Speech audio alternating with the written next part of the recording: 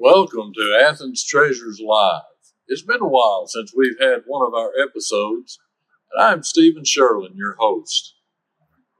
This special episode is in collaboration with the McMinn County Historical Society and Archives. They will be putting on a special event here at Cedar Grove Cemetery called Twilight Tales at Cedar Grove. This will involve a journey going around and visiting the hallowed ground where 7 individuals are at rest. There will be characters portraying them, giving their historical background and perspective. All of these individuals were special to Athens and McMinn County and surrounding cities and towns in the county. And not only that, but in the state and in the federal government as well.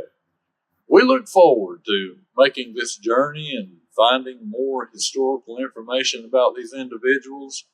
And in the years to come, we hope that we'll be able to bring you more who are lying at rest here in this hallowed ground, who were special and who contributed a great deal, not only to our area, but to our state and country as well. Famous indeed they are. So join us now as we go on this journey of Twilight Tales in Cedar Grove. I'm Dennis Stewart with McMinn County Historical Society, and I'm portraying Congressman Julius Blackwell. Good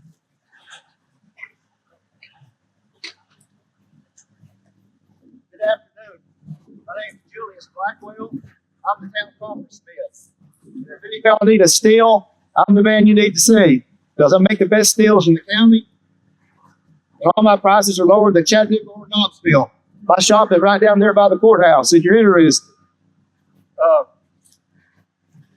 I'm not from around here originally. I'm from Athens, Virginia. And as a young man, I moved to Jefferson County, Tennessee, where I got married to a lady named Mahala Lyles. And she liked to move around a lot, so we moved to Knoxville, where I opened a coppersmith shop and also a tinsmith shop. Everybody calls me the Tin Man. And after a while, she wanted to move again. So about 1840, we moved down here to Athens, where I continued my trade over by the courthouse.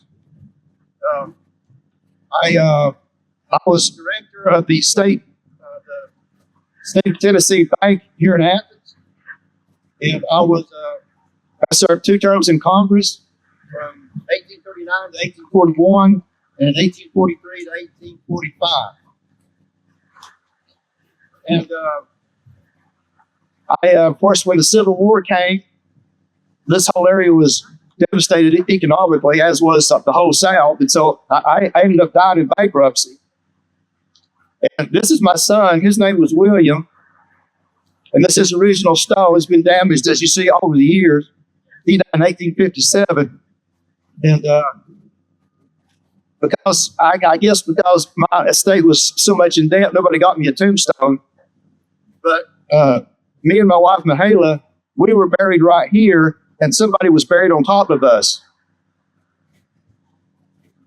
So, anyway, not too happy about that.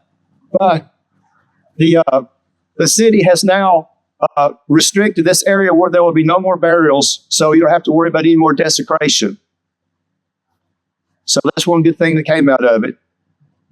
But I thank you all for coming out today, and I hope you enjoy the rest of the tour. If you want to follow me, we're going to go. Greetings, everyone. I'm Jason Wright with the McMinn County Historical Society, and I'm portraying Barton Delphus Luther.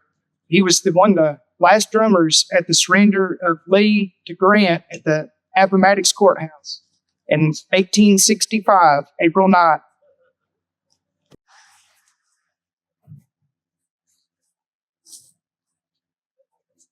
You want them up close to you?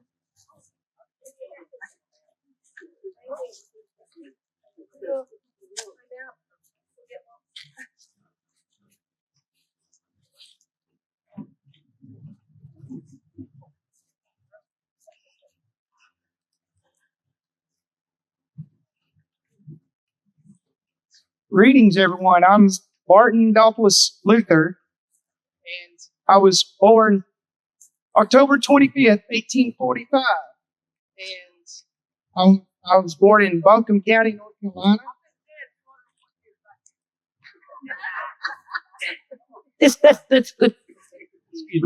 And I was born in Buncombe County, North Carolina. And what's significant about me and my life is my military history. I would say that my military history goes to where I enlisted in North Carolina, Company I, 25th Infantry. And during that campaign, we were at Suffolk, Virginia, and at Plymouth, North Carolina, the Battle of Plymouth, North Carolina, where I received a almost fatal wound. I was left near for dead on the battlefield. And I believe it took me 90 days to recover from that injury, and I rejoined my regiment in time for the Battle of the Wilderness in Virginia. And of course, we got to near the end of the war. It was in 1865, April 9th. We were near a place called Appomattox Courthouse. And during that time period, we were outflanked by the Union Army, and our general, commanding officer, had no other option but to surrender to General Grant, and he was Robert E. Lee. And the job that I had was after the Battle of Petersburg. Our drummer was killed. They gave me the drums, saying you have to play the drums to give the commands for the regiment. And when Lee wanted to surrender to Grant at Appomattox Courthouse, we had to do a lineup for a revelry for the men to line up and welcome the generals and to lay down their arms and to give salute to the Union military that was coming to do negotiations of the surrender. And actually, Lee and Grant met at McLean's Pollard, April the 9th, 1865, and they made their terms of surrender. The Confederacy and the Confederate soldiers, we had to lay down our arms, just had no arms, just for personal reasons, hunting, and just for our personal needs. And we took an oath of allegiance, and we were paroled there at Appomattox Courthouse. But the job that I had was to call in the revelry for the lineup for the surrender and to welcome the officers. Here's a picture of the lineup. If you maybe look, there's a little drum right there. You might find me in that picture or that painting. And here's an artist rendition of the surrender to the Lee to Grant. And later on, after the war, I'd married a Matilda Ann Swam from Buncombe County, North Carolina. Went back home. And we had 2 children there that passed away. And later on, we had 5 more children that moved abroad. Then moved here to McMinn County shortly after. At that point, then made a speech at the Grand Army of the Republic in 1925. And at that time, I was one of the last drummers left alive in the Confederacy. And they took my picture, and they had me to pose and play taps after one of the last gatherings of the Civil War soldiers. But I was Confederate, but they welcomed me at the Grand Army of the Republic Indian camp to give a little talk. And I died in 1925, shortly after that speech. And I had remarried in 1925, right before I died. And they presented me with a Southern Cross, which is right there behind you, as sort of like an honor and memory of my service to Confederacy.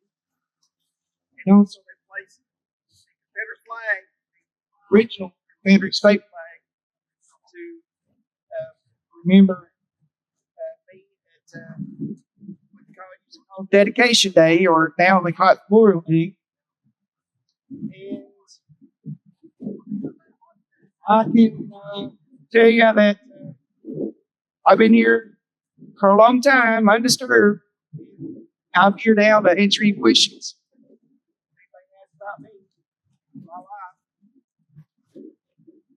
War service. Any questions about acrobatics or?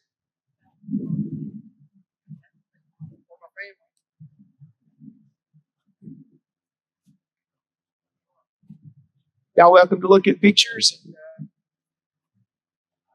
Next stop, be to visit Joseph.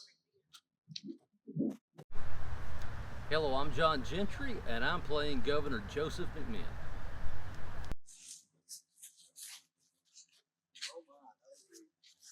Cemetery is a fun place. Who we have here? We didn't have bottled plastic water back in my day. We have canteen.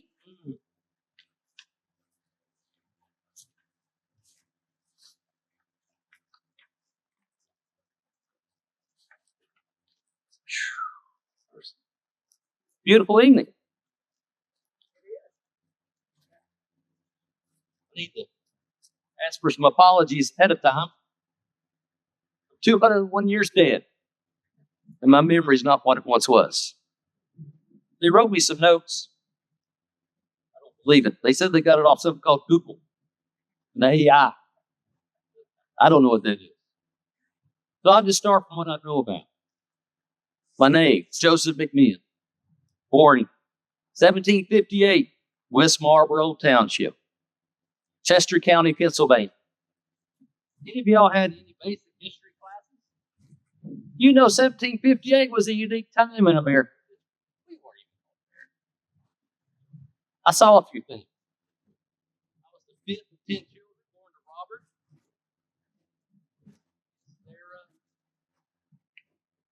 Sarah. Is it McMinn or Mac?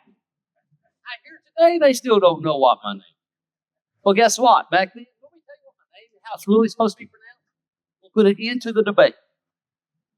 Raise your hand if it's McMinn. Raise your hand if it's McMinn. You're both right. I was called both even then.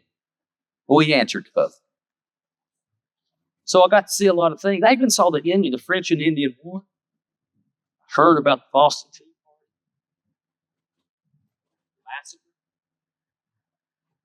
Stamp Act, Sugar Act, the Intolerable Act.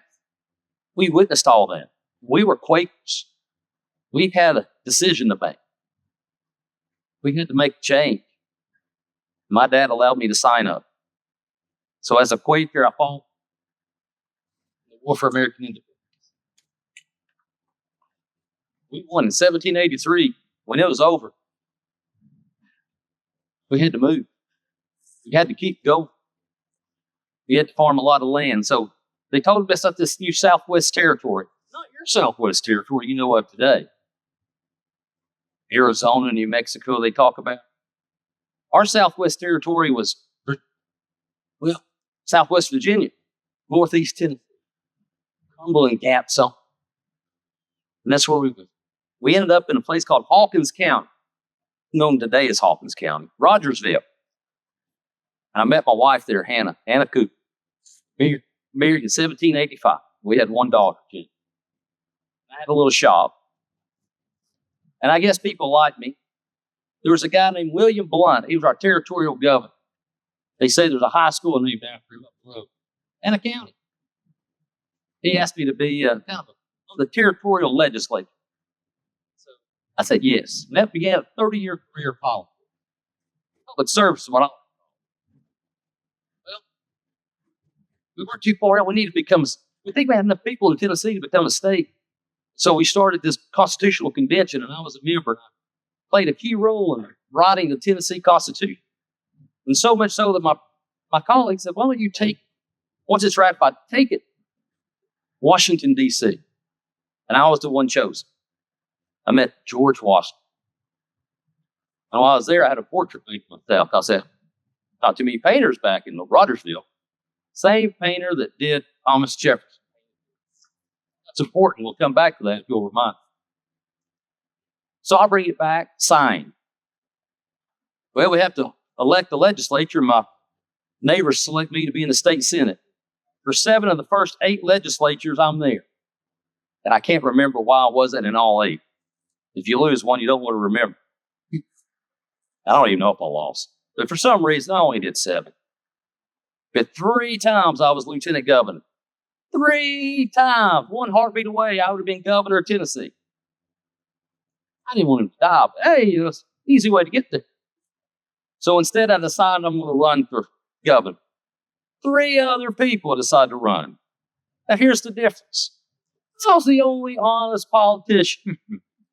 The other 3 said they were asked to do it. They were begged to do it. I was the only one that said, I just want to be governor. And the people of Tennessee, they knew I was honest. Beat the others 2. I served 3 terms as governor of Tennessee. We had some neat things to happen. Got to build a State penitentiary for the state. You got to have law and order. We didn't have interstates, but we had rivers, and I needed a better way to get to the Mississippi from the Tennessee River. So I proposed the Tom Bigby Waterway. Anybody heard of the Tom Bigby Waterway? Guess when they finished? 1984. So don't complain about TDOT. We take hundreds of years to build it. Now, I also wanted to get one to the Conasauga River.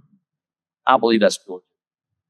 I'm glad they did build that. What I understand today, the town in Atlanta, it's really big now. They're first. And if any part of the Tennessee River would have been touched in Georgia, they would have had the rights to the water. So it's a good thing they never built, or you would have water in other parts of the state. Tennessee River needs to be Tennessee. Alabama can take some, but Georgia and Atlanta can. So I'm glad they did build. That's not in the script. So I served for 3 terms. I didn't hardly even have a home during that time. Tennessee couldn't even decide on where to put the state capital. Anybody know the 3 different state capitals I was in? Well, I wasn't keen. I was Murfreesboro and Knoxville and Nashville. It was tough. Like I said, didn't have a good highway. But anyway, times were pretty good. Except the 1810 start, and I lose my wife. And 2 years later, I lose my daughter. I did get remarried to Rebecca. She died in 2 years. It was tough. 3rd time we got married to Nancy Glasgow. She just wanted to be governor's wife, not Joseph's wife. And that didn't end. I probably should have listened. But anyway, we were separated, and that was a big deal. Well, what else now? Only child, I said, Jane died. So I adopted my niece. Her dad died. Times were tough. But after 3 terms of governor, you got to figure out something to do. And well, guess what? I was having to deal with a lot of these natives. Because they were still here. They tell me the high school here is named Cherokee. Well, I did a lot with Cherokees. Some good, not always so good. I got along well with them. But they wanted us to stay out of the land where they hunted and fished. And that's just not enough good reason. Because we hunt and fish. And just because you hunt and fish somewhere doesn't mean that's the only place you could have. So we kind of took what they had. We had good relationships with the president. And, well, we had a thing called the Hiawassee Purchase. We ended up getting Southeast Tennessee, most of it. And my friends in the legislature went ahead and named a county after McMinn. And they named one after President Monroe. And they said, well, Secretary of War is John C. Calhoun, and we like him. So the county seat of McMinn County will be Calhoun, Tennessee. Well, that's where I went to work after I left the legislature and this government. I became an Indian agent because I already had experience working with it. And I know I can't talk to you about everything I did today, but go research. Andrew Jackson, and the people of Texas to this day, I think they know more about me than the kids of McMinn County. Because I was the one that showed folks, Mr. Sam Houston, how to govern. He was my approach. Andrew Jackson sent him to me to train. And so there's no Texas, they say, without Sam Houston. There's no Sam Houston without Joseph McMinn. The people of Texas know that. We need to tell people here today about it. So anyway, well, I go back and I become an Indian agent. Problem is, I had a little problem with my heart. You call it congestive heart failure. I call it dropsy. And I dropped one last time at my desk at the Indian agency. I was in Charleston. Well, they took me back across the river. What in God's name is that horse doing? I'm not used to that kind of sound. But anyway, they buried me in Calhoun. And you're saying, why are we talking to you in Athens, Tennessee? Because you're buried in Calhoun. Well, the legislature didn't like where I was placed. I didn't have a proper headstone being governor. And so in 1895, they appropriated funding for me. And they said, I guess it was the county council, what you called it at that time, in 1895. You need to give a little money to help put this tombstone up. And the county council must not have liked Calhoun because they voted no. Sounds familiar. Anyway, they said the other problem is we don't know where he is. There's only one guy in Calhoun that knows where I'm buried. Return Jonathan Meigs own. And he would not tell anybody where I'm buried because he didn't want my body moved. And so the legislature said, well, we need to do something. They were going to put me at the courthouse square. And then the townspeople of Athens said, I tell you what, we'll build the base for a great monument. And we'll put it in Cedar Grove. And that's why I'm here. The problem is they still couldn't get my body. So the state finally sent the nice tombstone to Calhoun. And that's where I am today in the Shiloh Presbyterian Church Cemetery. Maybe. Not sure. Maybe I am here. I'm here tonight. May not be here tomorrow. But on to the portrait. I never brought it back with me. And I was the only governor of the state of Tennessee never had a portrait of it. But the Tennessee Historical Society, the president, they found it in Pennsylvania. They raised the money to buy it, and they brought it back to the Tennessee Capitol. And that's where it hangs today. There's a copy of me that hangs in your courthouse and maybe one in the museum. That's the only way you know what I look like. They showed me a movie called Lord of the Rings. I look like a hobbit. But that's okay. It's a pleasure talking to y'all. Enjoy the rest of your evening. Hi, my name's Mike Houston and I'm portraying E.B. Madison. My name is Edmund Bowling Madison. Most folks that knew me and my relatives merely call me EB. It's hard for me to straighten up my neck, for it was a helmet that I carried with me for most of my life. There was no cure for it, but I never let that cure me anything I wanted to boost. I was born in 1870 in Lexington City, Virginia. Now, the person's year and place of birth is important. For see, it gives us a sense of belonging. Lexington City, not a big town by any stretch of the imagination, but I embrace the small town atmosphere. For see, not only does it allow us to have a sense of who we are, but also lays the foundation for building strong moral values. Now, my father was Dr. Robert Lewis Madison. I was his youngest child, and most of the family just called me the baby. He was a teacher and surgeon from Virginia Military Institute. He was also a surgeon for the Confederate Army during the Civil War. Some would say the war between the states. He was also positioned to General Robert E. Lee. I know some of you probably have heard of him. I never really got to know my father well. He died in 1878 at age 50. I was only 8 years old when he died, but he instilled in me the importance of heart and strong fast. Shared that with me. for my entire life.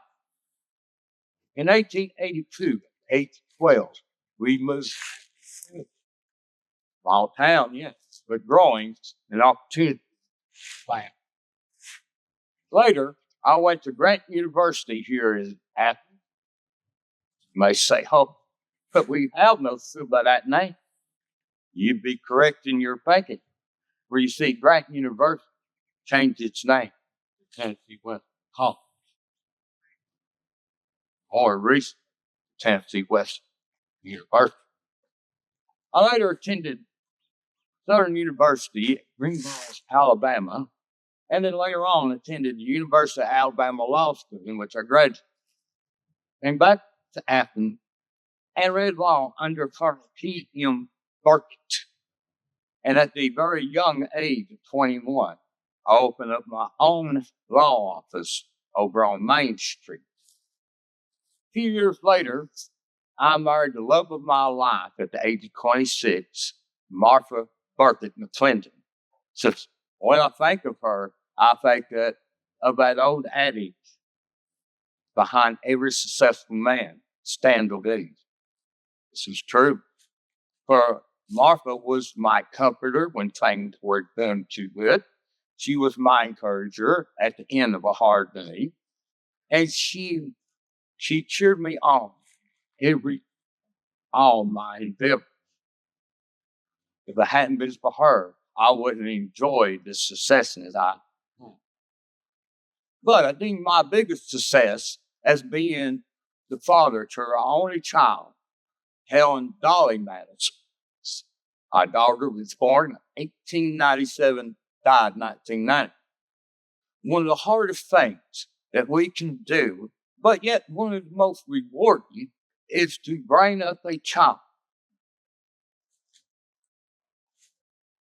Now, my early partner in law was Wally S. Gaston. He was my partner from 1991 to 1900. I was also the city attorney. And I was the first chairman of the McMinn County Bar Association. In 1892, I was elected secretary of the McMinn County Democrat Party committee. In 1909, I had the honor of being elected justice of the peace and served the county court for the next years. It's always been a very proudful thing of mine that we give back to our community. So I led the fight in cleaning up Night Park. And in those days, Night Park was the eyesore. I also helped three gentlemen by the name of Fisher, Geddes, and Matlock in establishing a second water company here in Athens, utilizing Ingleside Spring. I had many of murder cases. I defended Tom Sherman when he was arrested and charged with the murder of his own brother, Frank. I also defended Margaret Tompkins, who was accused of murdering my nephew and her husband, James Gaston. I also had a $500,000 lawsuit against the L&N Railroad. Not a small sum, these day standards took 1900, a staggering amount. Since 1892, there hadn't been a murder in McMinn County that I hadn't been on one side or the other. You may ask me, well, why would you defend someone who was accused of murdering your own kin? You have that right to ask. To see, this lies at the very heart of why I took up the law in the first place. I believe that Perkins should help people, and my line of action came from the law. You see, I believe that guilty or not, a person has the right to attorney and the right to fire children. It also reminds me of a famous quote, than another lawyer said. So John Adams, back in 1770, he defended British soldiers. You see, the soldiers were walking down the street and they got bombarded with ice, snowballs, and stones. They turned and fired, and 5 people were killed. John Adams stated, "Lads,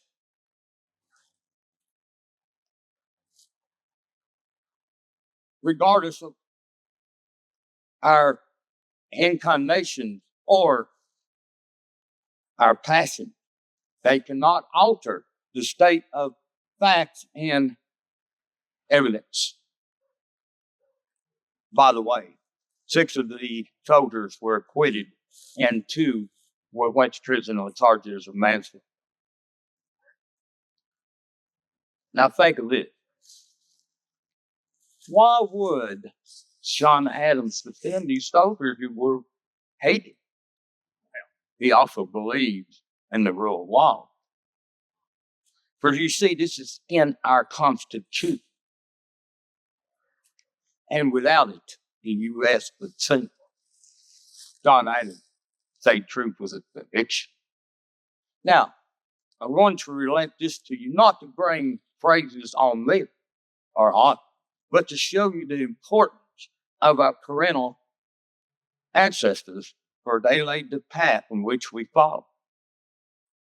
My great-grandfather, General William T. Madison, was the youngest brother of James Madison, the 4th president of the United States. And James Madison was deemed the father of the Constitution for his work on that document. Now, all good things must come to you. And I will leave you with this. I went to my heavenly home February 1st, 1948, at the age of 77. And if I can leave anything, I'll leave this. I had rather be doorkeeper to the house of the Lord than to be living in the tents of the wicked forever. With this, I rest my case and thank you. I'm Tiffany Stevens, and I'll be portraying my cousin, Martha Duff. Thanks for coming all the way out here to the pauper section of the grave where they laid me to rest. Well, I know it's a lot warmer the day I passed on. But my name's Martha Duff. I live right over here on Wabash and North Hill Street, if y'all familiar with the area. Well, anyway, it ain't too far away, just trust me. And I died in 1934, so right there in the heat of the Great Depression. And them was some hard years, you know. I mean, we was always poor, but we didn't know how bad it was until, you know, that was all. We had nothing. And I was married. I had 2 little babies, Betty and Junior. They were little too. I mean, 3 and 2, real small kids. And me and my niece, we went out one day. We was looking for work, because nobody around would hire a woman that, you know, well, very well was to work. They wasn't working. They weren't to work. And even if my husband wouldn't, and he didn't. So we took off to Chattanooga looking for anything we could find. And we was gone for about 3 days. We come back, and 2 days later, I was dead. And I don't know what if they had anything to do, because like I said, I was gone. But I wanted to go see the movie, Norma Sherer's Riptide. I was so excited to see this movie. And it was just, you know, she's caught between her needs and her desires. You know, that movie ended with forgiveness, but mine didn't. So I had run into some friends there, and you know, after the show, I asked what time it was, and one of my fellow friends said it was 10:59. I said, "Well, I gotta get home." I was like, "I guarantee you, my husband's watching the clock." And I took off walking away. I took off walking 100 times, and I got just about to my house, right out front, in fact, and I was attacked. I was stabbed 35 times. And I was so severely, I was nearly decapitated. And would you believe that my husband didn't hear nothing inside the house? Whew. And neither did my best friend's husband, who was also in the house. But I digress. But they just, nobody knew. They pinned it. They pinned it on this black man. It wasn't around. Not only did they pin it on him, they They charged him with it. And I don't know if you ever heard of a fellow named Tom Taylor, but he's a lawyer around here, and we all think the world of him, and I still do. But he was on the case. He took it all the way to the state Supreme Court, and they still said no, he's guilty. And would you believe? I don't recall. Just a few weeks before he was set to be elected as chair, the warden called me and said, "You're free to go. The real killer confessed." And would you believe it was somebody I had known, a neighbor that I had gallivanted with, and I would never thought. And my husband had asked him to do it, and he did it because he was damn drunk. And I guess he was just jealous. Because I said I was going to the movies by myself, but he wasn't going. He didn't want me to go. He didn't want me to work. He was mad I went to Chattanooga, but I had to do what I had to do because he wasn't doing it. I had kids, and he went on to live a long life. He died in 1975. After all this went down, he moved to Inglewood with my 2 babies, remarried, lived out a whole full life, but I never ever got the opportunity to. But my grave is right down there. Y'all are welcome to go down and see it. I've got 2 stones, actually. The first one that was put up shortly after they put me there, they made sure to put wife of rule on there because that was my only identity, I suppose. But somebody, not long after, took something real sharp and marked across it. So I put a newer, nice one there, and my best friend Emma is buried right next to me. That's what she wanted. So she's the one right there next to me over here in the pauper section, but we like it just fine. I still check about your putter, son. Good job. Hey, thanks for coming. Hi, I'm Brad Mayfield, and I will be playing the Reverend J.L. Cook. Twilight test. And I prepared a summary of my life to share with you. If you don't mind me reading. So I was born Jacob Leakey Cook right here in Athens, Tennessee in May. My parents, George and Amelia, were former slaves. And I was part of the first generation in my family to be born free. That fact alone shaped everything that I've done. Life was not easy. I was orphaned before I turned 8 years old. But the Almighty provides. And I was blessed to be taken in by my Aunt Hilp Holdy and Uncle Nelson Geddes. They weren't just foster parents, they were guiding lights. They instilled an unwavering belief that for our people, for all people, education was not a luxury but a necessity. The true key to unlock our future. I worked, Steve, earning my way through Knoxville College and later traveled north to Pittsburgh to prepare for my ministry at the Alabama Theological Seminary. My purpose was clear, to return home and serve my community. In 1890, I returned to Athens with a license to preach, and I saw the need for a spiritual home. And so I established the United Presbyterian Mission, starting with services in an old dance hall, a true testament that the Lord's work in. So that mission became the first United Presbyterian Church. The real work, the work that truly lifted our children, was in the classroom. With the help of some dedicated friends, I organized the Athens Academy on Depot Hill. For many years, I poured my soul into this work to gather, to educate, and empower our young people. In 1900, I was called to North Carolina to serve as the first Black president of the Henderson Normal Institute, Industrial Institute, in Henderson, North Carolina. That meant leaving my beloved Athens. And I viewed that as a continuation of my mission to spread the light of education. I was only 41-year-old when I passed. But I left this life with the knowledge that I and the institution that I planted, church and the school, will continue to grow and thrive. Now I'm proud to know the Athens Academy eventually became J.L. High School, a place of excellence and pride that served our community for decades. I didn't get ready to die, I got ready to live. And I pray that my life's work continues to inspire those who walk the grounds where I live and serve. Thank you so much. Welcome to Twilight Tales. I'm Jordan Carter, and I'm portraying Mary Noel Estes Moody. Well, good evening, friends. My name is Mary Noel Mrs. Moody, though most folks around Athens just call me Mrs. Moody. I was born way back in 1864, right in the middle of that terrible war that split our nation in two. I was the oldest of 6 children, so you could say I learned responsibility at an early age. My father served in the Confederacy, and like most folks, he did the best he could to rebuild what was left when we returned home. I especially had to grow up sooner than normal. My father went on to remarry, give me 2 more half siblings. You could say we were quite the bustling household. Then when I was 19, I married a fine young man named Tom Moody. Tom was a partner in the Bayless and Moody hardware store in downtown. In fact, it's where that new pie house restaurant is. We made our home on East Madison Avenue and filled it with lots of love, laughter, and yes, children. We had 8 in all.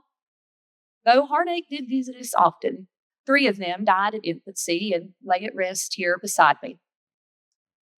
Now, but I've always believed that a woman can rely on her faith and still serve her community even through sorrow.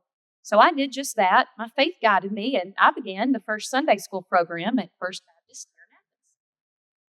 I was superintendent of that program for over 20 years. You could say those children taught me more than I ever taught them.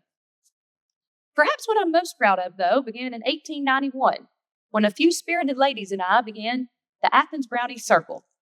We were named after the renowned Victorian-era poet Elizabeth Barrett Browning. And we get together and read and discuss literature, study history and science, but most importantly, we teach women to think, speak, and lead during a time when they weren't really offered that chance. We dabbled in what's called library science and ended up buying a building, the old Wizard building across from Mayfield. And it started as our first library here in Athens with just a small stack of books, and eventually grew so large that we needed a larger building. And in 1908, we bought that building. It's now a part of Tennessee Wesleyan's campus. It's called Hardaway Hall. I like to think of this as one of our greatest legacies. Sadly, my Tom passed away in 1919, but something exciting happened that same year. Tennessee passed a limited suffrage bill, giving women the right to vote in their city elections, so I voted for the first time that year. But then came 1920, the year that changed everything across the nation for women.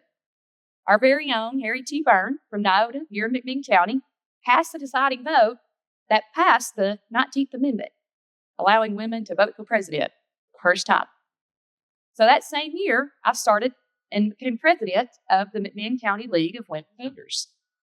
We helped women get registered to vote, educated them on issues, and even encouraged them to run for office themselves. For the first time, women had a voice, and I intended that we use it wisely. I moved to Plant City, Florida in my later years to be with my adult children, though I remained connected with Athens throughout my entire life and was connected with the Browning Circle till my final days. I passed away in 1948 at the age of 83, and my children brought me here to lay me at rest next to Tom and my other children. I'm proud of the life I lived, of a wife, mother, and a woman who believed in progress. And my hope is that the next generations will carry that same spirit of progress forward, with that same spirit of faith, learning, and civic pride that lit my own path. So, perhaps the next time you check out a book at the library or cast your right to vote, you'll think of me and all the others who made it possible. Well, ladies and gentlemen, thank you for joining us for another episode of Athens Treasures Live in collaboration with the McMinn County Historical Society and Archives. As we have gone on the journey today, Twilight Tales in Cedar Grove. And I have with me here, as we end this journey today, Jordan Carter, and I'll let her explain to you who she portrayed in this journey. Well, hello, I'm Jordan Carter, and I portrayed Mary Moody. Mary Moody helped start the Athens Browning Circle, which led to our first library here in town, and she also was president of our McMinn County League of Women Voters after that 19th Amendment was ratified. It was an honor to play her, and we had a great turnout this evening. Thanks, Jordan, and thank you for doing video wherever you are or whoever you are. Just remember this. Athens has a lot of treasures here to be seen and investigated, and this is just one of them. And we hope that in the future McMinn County Historical Society will be able to put on more Twilight Tales because you only saw 7 of the important people tonight. There are many more buried here, resting here in this hallowed ground. So until next time, seek out treasures of Athens.